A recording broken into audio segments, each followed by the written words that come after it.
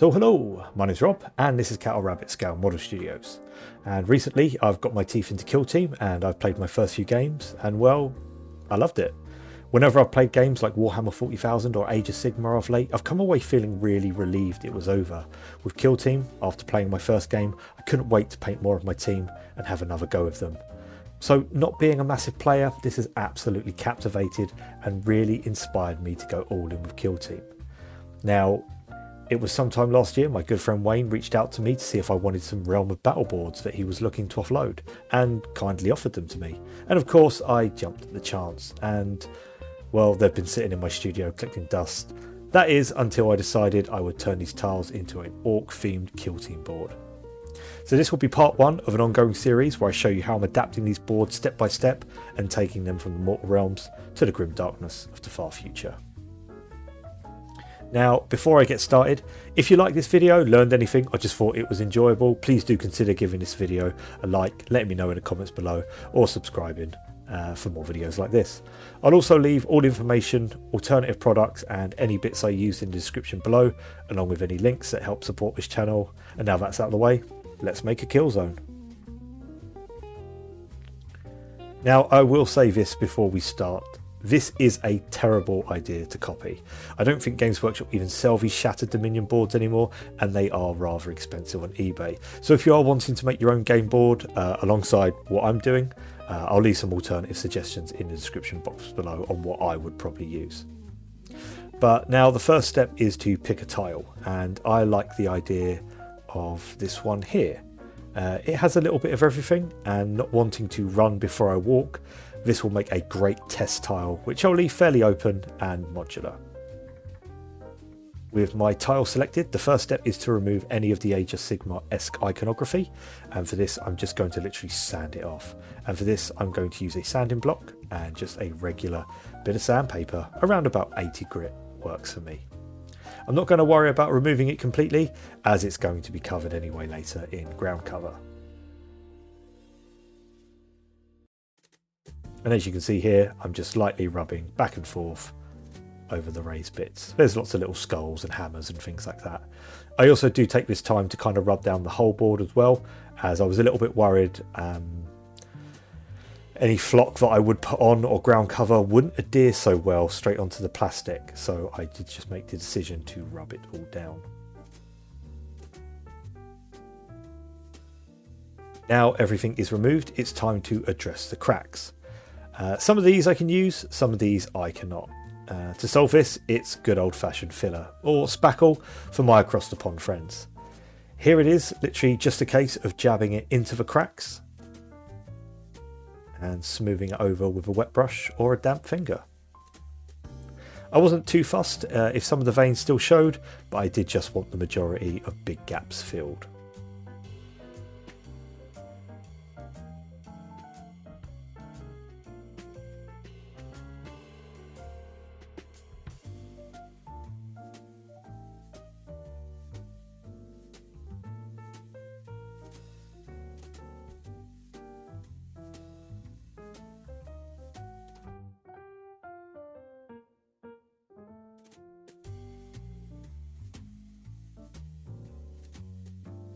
Next, I'm going to be using some cork sheets to add a bit of height in places and build up the banks of this watery pond-like section. For this, I've got some cheap super glue, and I'm going to make sure the cork is stuck down nice and firmly.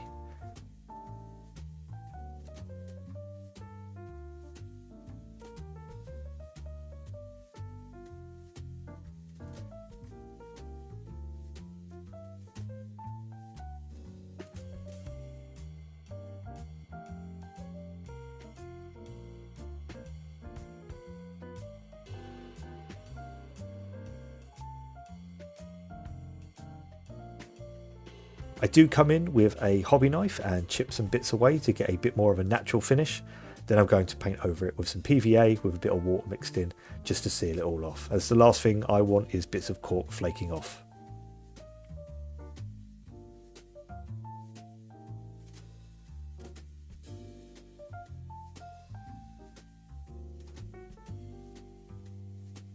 Lastly, I'll add some of the filler around the edges to help blend it in with the board.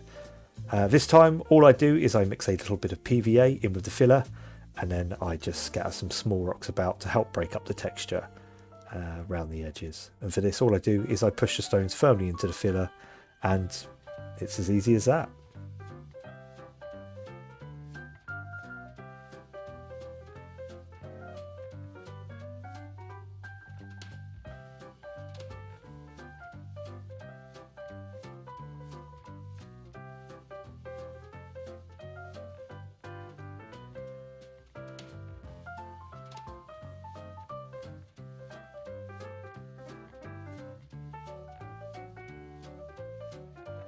Now, I really liked the game mat that came with the Kill Team starter set, so it was only natural that I wanted bits of scrap all over the place just to match the scenery.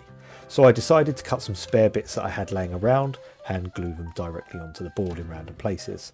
I focused on any parts that didn't sand down so well to help disguise them, but here I was also conscious to keep everything spread out and that any scenery pieces would be able to sit either nice and flat over them or around them.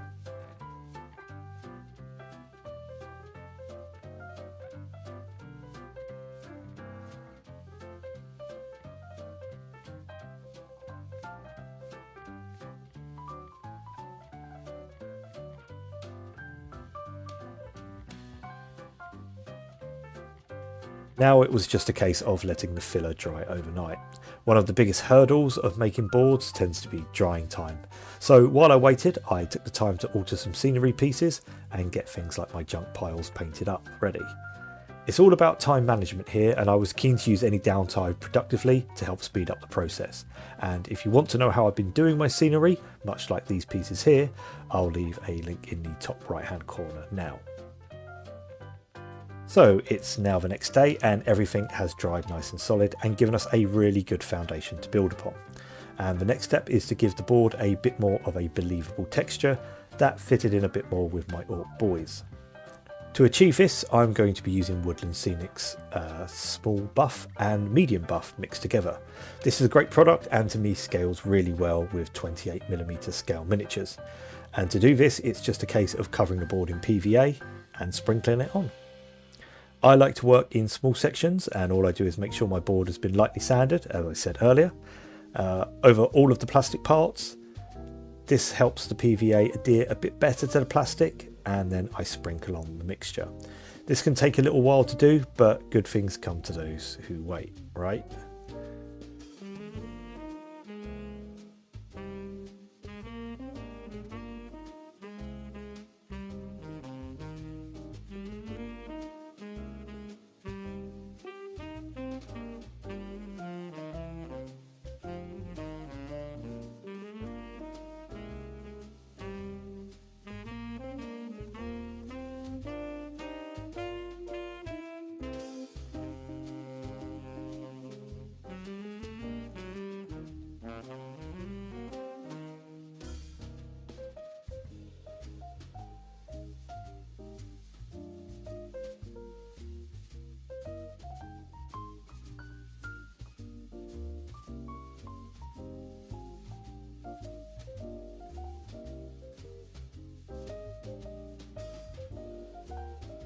And once everything is covered like so, I mix up some water, isopropanol alcohol and PVA into a spray bottle, and I spray it all over. Isopropanol you can buy online and is a fantastic product that helps the PVA penetrate the ground mixture and make sure everything dries rock hard and isn't going to flake off. However, once again it's drying time and where I will be leaving part 1. This section was very much a necessary evil, if you will, as it's something that has to be done. To me, this is always the kind of bit I like to get out the way before I start adding all those little details and really bringing a board to life with all those little flourishes. That's the bit I really enjoy, which will be coming in the next couple of parts. So do join me in part 2, where we'll be priming the board and painting the majority of it and adding quite a few flourishes and details.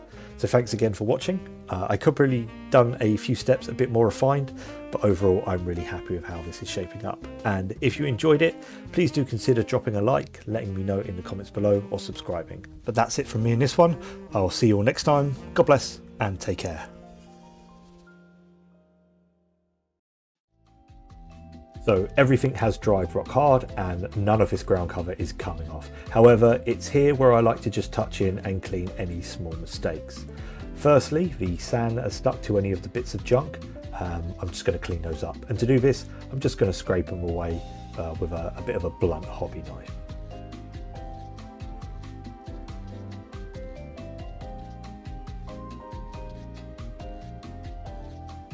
Secondly, any knocks the boards may have taken, places where I've accidentally poked my finger into it while it was still wet, things like that. So to fix this, all I'm going to do is grab some texture paint, and here I'm using a little bit of Armageddon Dunes from Citadel.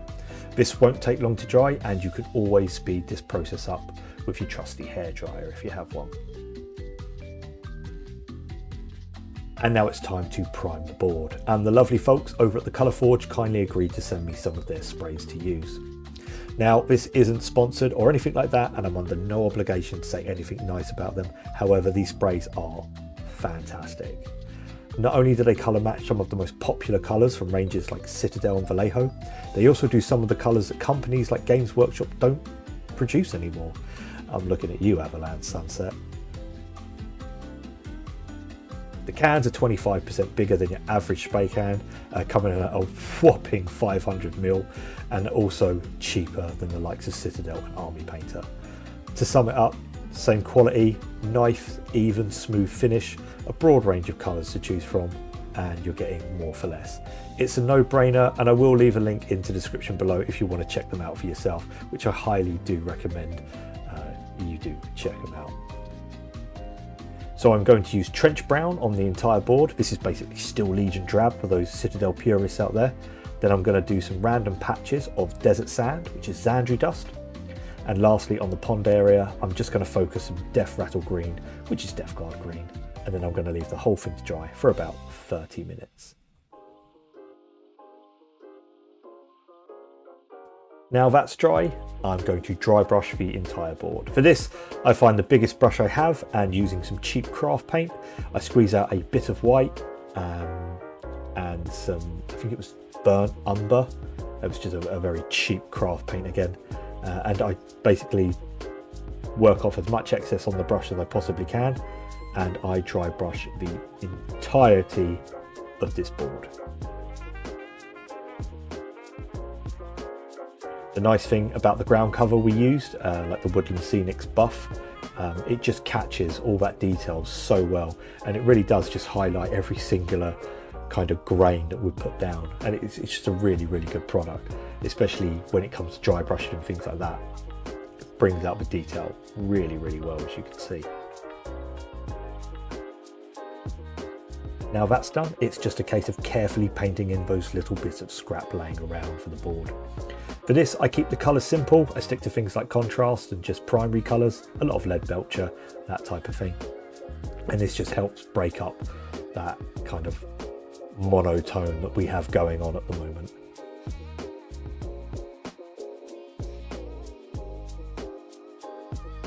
Then it was just a case of applying a wash. I'm just going to go over it with a bit of Agrax Earthshade.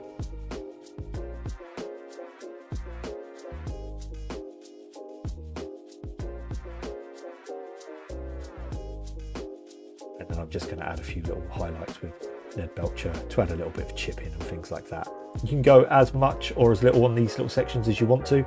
I just like to keep it a bit simple. The focus isn't really on that, but it's nice to have those little visual details.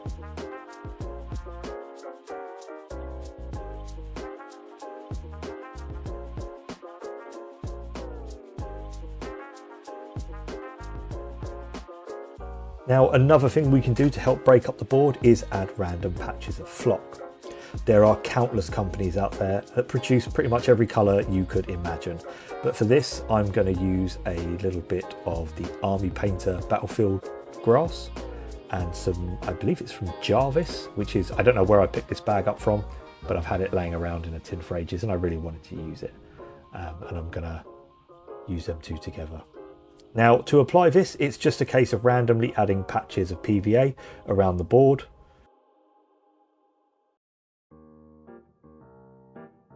And then sprinkling the flock on. You can add as much or as little as you want.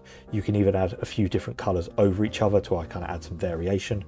Here what I do is I cover about half the board, wait about 15 minutes or so.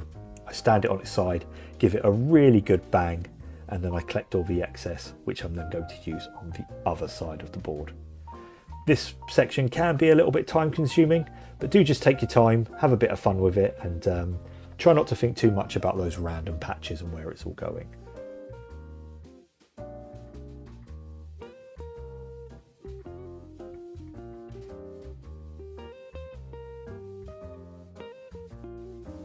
So here you can see my board is covered in all my little patches of flock, and as you can see it's really brightened up the board and kind of brought out a bit more of a vibe. Originally I was going for a bit more of a scorched earth kind of vibe, but now I'm kind of feeling a little bit more edge of the forest, if you will, and I think, you know, I'm kind of run with that in this instance. However, you know, this has been drying for about an hour now, but there is another step we can do, and that is to add some tufts, which is a great way of adding a bit of variation and height. Now, same again as with the flock, there are so many styles and brands out there. Shop around, go for what you feel suits the style of board you want. Here I'm going to be using some Geek Gaming, I think they're just grass tufts, and I've also got some Mordant tufts. They keep changing them, Games Workshop, I never know what they're called. I always knew them as Morderheim tufts, but apparently they're Mordant tufts now. And all I'm going to do is I'm going to focus the grass tufts in the greener areas and the kind of dead looking Mordant ones just around the edges and things like that. I'm also going to put some around the edges of like the junk piles, just where like rainwater may have collected and things like that, just to kind of add a bit more detail to those areas. And then lastly, one thing I will do is when everything has dried, I will give the whole board a blast with matte varnish just to make sure everything's sealed in. But we do need to let the PVA dry first. So I'm going to leave this board overnight. I'm going to come back to it in the morning, give it a blast with matte varnish. So I'm going to go a little bit off script here. After about an hour of into drying time, I was looking at the board and thinking, do you know what, it really just lacks something. I kind of like the way this board was shaping up as more like a, I guess, a foresty, type of board. So what I decided to do was lean into that a little bit more. It wasn't my original vision, but do you know what, sometimes you've got to go with the flow. And I actually went back and I added around some of my tufts, some darker flock from Woodland Scenics, and just some forest floor scatter. I don't remember where I got this from, but I've had it for absolutely ages, and I just kind of put a bit more depth into the board. And do you know what, I'm a lot happier with how it's looking now, and I think we're going full forest. So now everything is dry, and I have given it a big blast of matte varnish, and I've let that dry for about 30 minutes. I left this overnight and everything's locked down. There's a few little bits that kind of haven't stuck, but the majority is pretty much not going anywhere. To test this, you can stand the board up, give it a little bit of a knock, a tap on the back, and any little excess bits will come off. Or just give it a couple of passes with matte varnish and it should seal everything in nice and firm.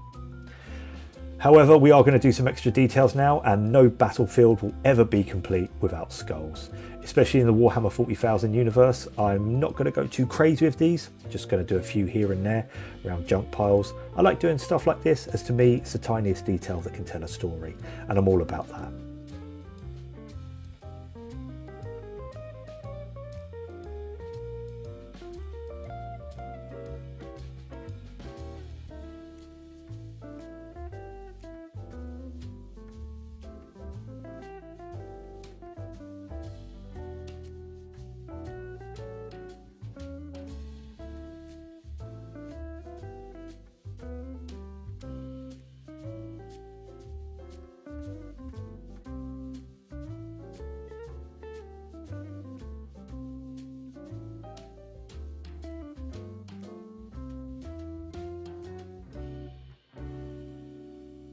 Then lastly, all I'm going to do is water down some shade paints, add some random patches of water on the floor, and then going to apply the shade into the puddles of water to kind of disperse it around, just to simulate things like oil, You could do Caribou Crimson for, you know, blood, anything like that.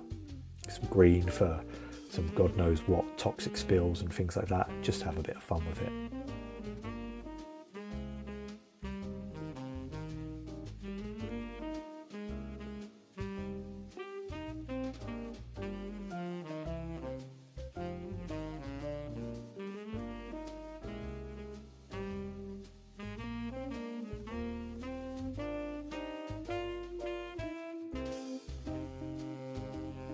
But now that brings us to a close on part 2, and as you can see, it's a massive transformation from where we started.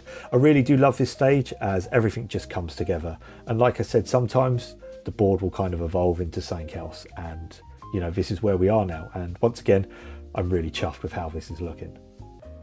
Now, before we take a look at this box of goodies, there's a few things I need to do first, and that's paint where my toxic pool is going to be. Here I paint the rocks with a dark grey, then I dry brush some lighter grey back over it to catch any details, but I only work towards the pool, and you'll see why in a minute.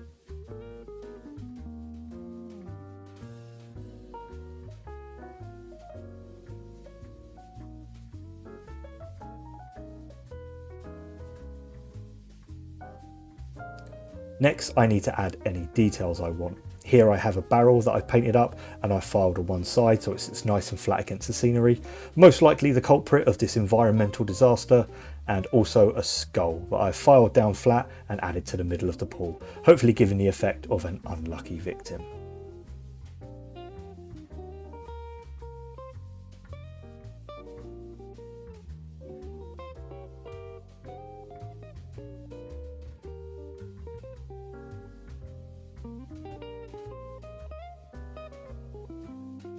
Now, I want my pool to be really nice and green, and having already laid the foundations for that in the last video, which I will link in the top right corner now, I take the brightest green I have and I dry brush all the ledges facing my pool to help simulate a glowing effect.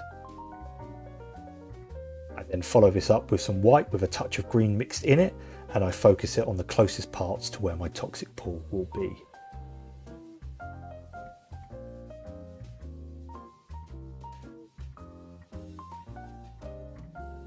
Now for the goodies. So I've got some tufts. These are a yellow and burnt style of thorn bush, perfect for simulating plants in close proximity of the toxic pool being killed off by the radiation.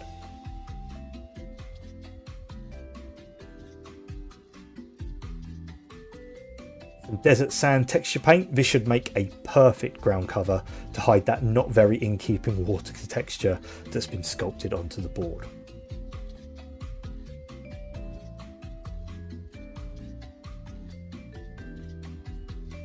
Some resin crystals. These are going to be my secret weapon, and you'll see more on these later.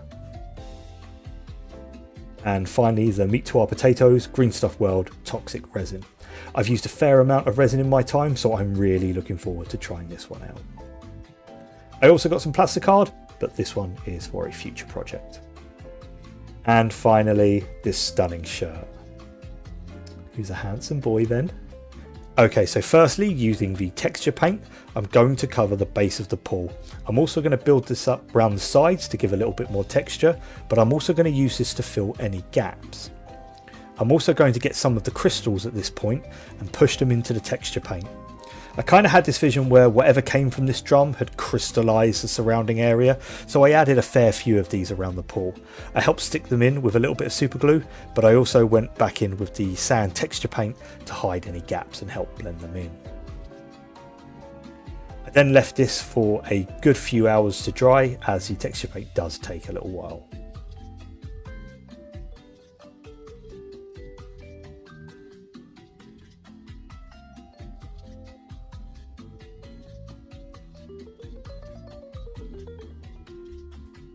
Okay, everything is now rock hard, whey!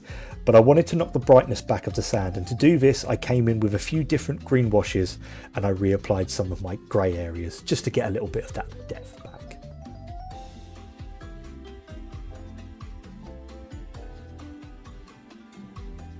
Once that was all dry, it's time to pour the resin. Now, this isn't a guide on how to use this product. Green Stuff's World have their own guides, which are pretty clear to understand, and you can also scan the QR code on the side of the box to take you to the product page on their website, where it goes into a bit more details on things. So I think more so you should look at this as the co-worker on your first day that tells you you're not supposed to do it like this, but this is how I do it. It's also worth noting I've never used this particular product before, so in this case I always have 3 rules with a product I've never used before, and that's 1. Read the instructions. 2. Read the instructions. And can you guess what number 3 is? That's right, no smoking.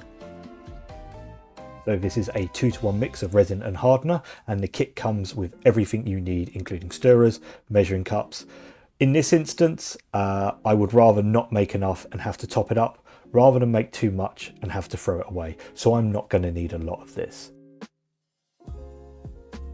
So it's just a case of measuring half of my amount of hardener, pouring it in together, and here I like to use these tops that come with spray paints, giving it a really good mix.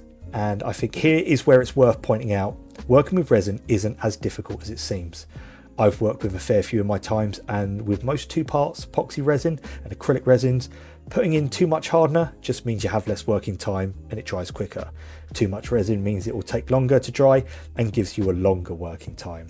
There are variables to this, and that isn't the be all and end all, but I'm not going to go into details here. But if you are interested in a resin focused video, do let me know in the comments below, and who knows, there might be something on the cards.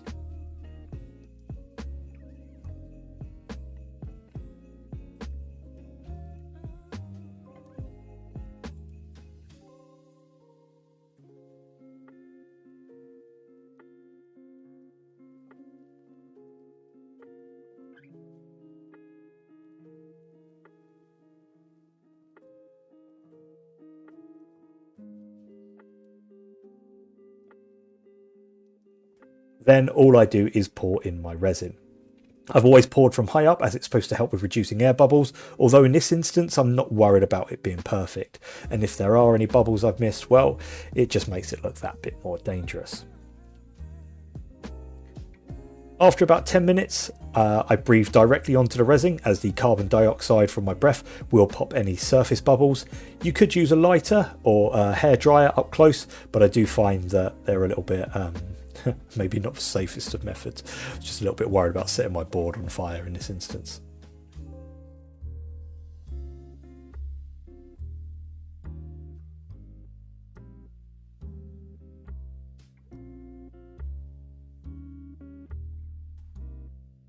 Then I cover it up to avoid any dust or particles that may be in the air, and I leave it to dry overnight.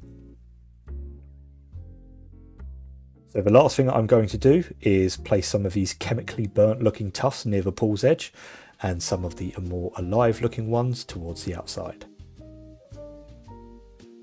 And now, after 3 parts, I can finally reveal the finished product. Enjoy.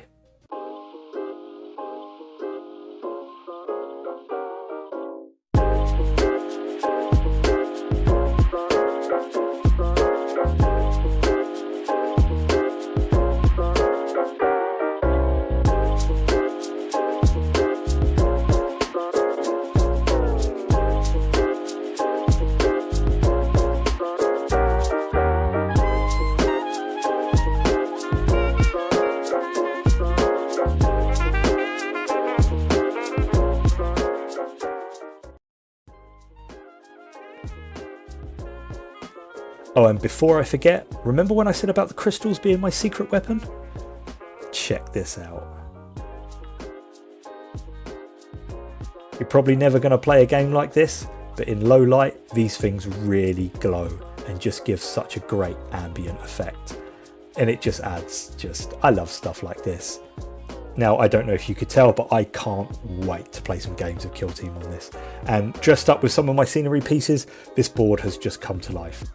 I would just like to say a massive thank you again to the kind folk at Green Stuff World. It's been a pleasure working with the materials that you guys have sent me, and really that's it.